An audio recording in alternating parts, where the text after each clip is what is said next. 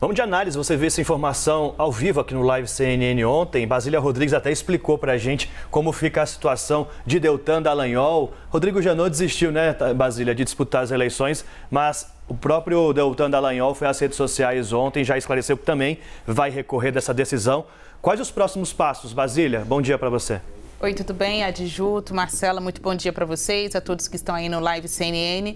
Olha, essa decisão já está sendo muito explorada politicamente dos dois lados, tanto quem era contra quanto aqueles a favor da Operação Lava Jato. E este é um ponto interessante da nossa análise, né?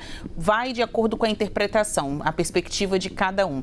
Para parte desses atores aí da política, a condenação de ontem coloca uma mácula, uma nova mácula na história da Lava Jato, né? Não contribui com a reputação de quem atuou em na principal investigação contra o mundo político até aqui no país. Só que para um outro grupo também de espectadores, de agentes políticos, a condenação de ontem mostra que os procuradores e ex-procuradores estão sendo perseguidos porque atuaram contra a corrupção, porque investigaram e ajudaram a punir corruptos. Bom, os dois discursos aí vão ser testados, né, ou comprovados ou derrubados na Justiça. Para o Tribunal de Contas da União, que é uma instituição, apesar do nome Tribunal de Assessoramento do Congresso Nacional, este caso vai ser judicializado, ou seja, há uma tentativa de que na Justiça, indo para as cortes do Judiciário, esta decisão possa ser revertida. O ministro relator do caso no TCU, o ministro Bruno Dantas, foi muito enfático em sua decisão ao pontuar, como a gente trouxe ontem aqui, que a conduta dos procuradores foi antieconômica, ilegal e ilegítima. Em outras palavras, o julgamento de ontem provou que eles foram maus gestores do dinheiro público ao empregar recursos indevidos no pagamento de diárias, gratificações, viagens, ainda que eles digam o contrário. A turma ontem do TCU confirmou esta decisão. Agora eles podem recorrer no próprio TCU, como o ex-procurador Deltan Dallagnol disse que fará, e aí puxar essa discussão da turma da Câmara no TCU para o plenário do tribunal, como também devem judicializar, jogar para os tribunais mesmo do judiciário analisar esta decisão. Para fins políticos eleitorais, se vão ficar inelegíveis, não cabe ainda falar isso. É uma pedra no caminho que já está sendo explorada por seus inimigos políticos, só que não é um crime dentro da lei de inelegibilidade.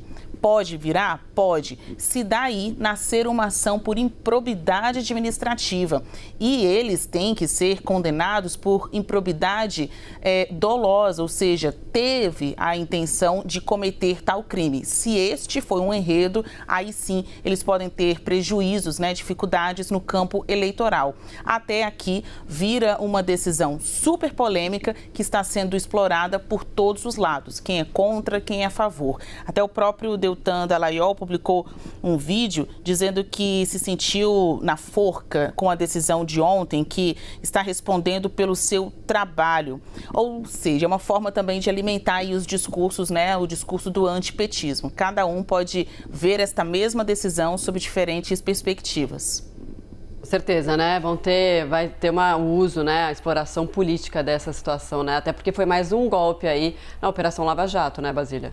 Exatamente. Olha, a Lava Jato que já não exibe, né, não se exibe para a população da forma dos tempos áureos ali, 2014, 2015, com prisões super importantes de expoentes da política. O próprio ex-presidente Luiz Inácio Lula da Silva era tido como um prêmio da Lava Jato, né, o principal preso. A condenação dele caiu por terra, não que tenha sido absolvido, mas os processos foram anulados. Isso quer dizer que jogou para a estaca zero.